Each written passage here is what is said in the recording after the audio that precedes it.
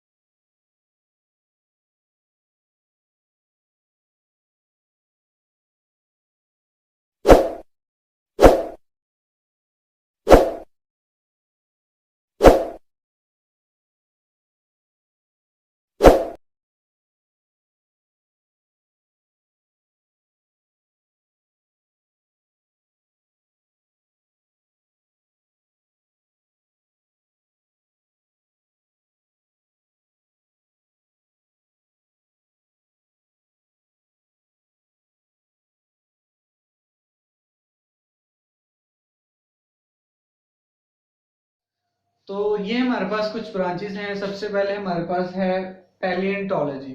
तो पैलिएंटोलॉजी बायोलॉजी की ऐसी ब्रांच है जिसमें हम स्टडी करते हैं जो एनिमल्स हैं, जो प्लांट हैं, उनके फॉसिल्स को स्टडी करते हैं, उनके बाकियात को स्टडी करते हैं। जैसा कि आपको पता है कि डायनासोर के जो फॉसिल्स हैं, जो उसका ढांचा है, वो तो साइंटिस्ट को मिला, लेकिन डायनासोर को तो किसी ने नहीं ना अभी तक देखा।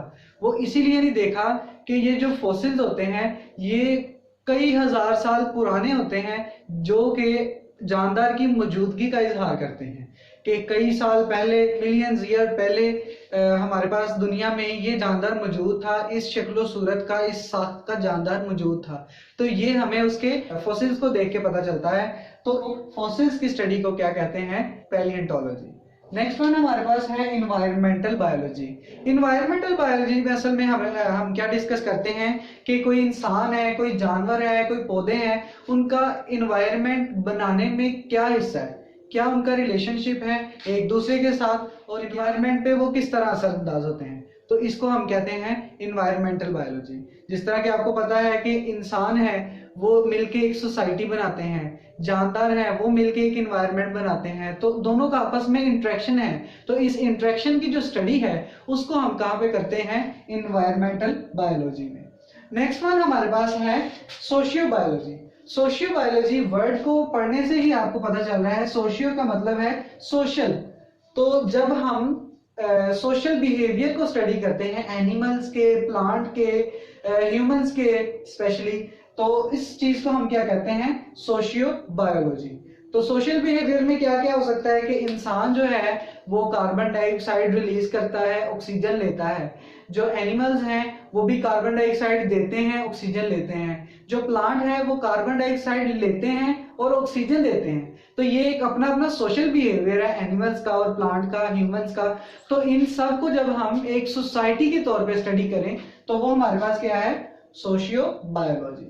नेक्स्ट वन हमारे पास है पैरासाइटोलॉजी। पैरासाइट जो है वो स्मॉल ऑर्गेनिज्म होते हैं, टाइनी ऑर्गेनिज्म होते हैं। जिस तरह मिसाल के तौर पर आपके सर में जुएं जो है वो एक पैरासाइट हैं, जो कि इन रिटर्न आपको क्या है, नुकसान देती हैं। तो पैरासाइट की जब हम स्टडी करते हैं, लाइसिस की स्टडी करते हैं, तो इस ब्रांच को क्या कहते हैं, पैरासाइटोलॉजी। तो वो सारे ऑर्गेनिज्म जो कि इंसान के जिस्म के अंदर शेल्टर लेते हैं, पनाह लेते हैं और इन रिटर्न जो है वो हार्म करते हैं, नुकसान पहुंचाते हैं, तो उनको कहते हैं पैरासाइट। नेक्स्ट वन हमारे पास है बायोटेक्नोलॉजी।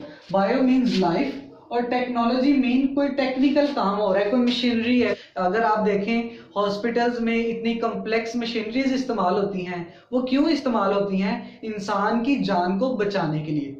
तो इंसान की जान को बचाने के लिए जो भी मशीनरी, जो टेक्नोलॉजी इस्तेमाल होगी, उसको हम, उसकी स्टडी को जो है वो हम क्या कहेंगे, बायोटेक्नोलॉजी। और उस मशीनरी से, उसके इस्तेमाल से क्या होगा, वेलफेयर ऑफ मैनकाइंड, इंसान की फलाह व बहबूद होगी, इंसान को फायदा होगा। इस चीज की स्टडी को हम क्या कहते हैं, बायोटेक्नोलॉजी।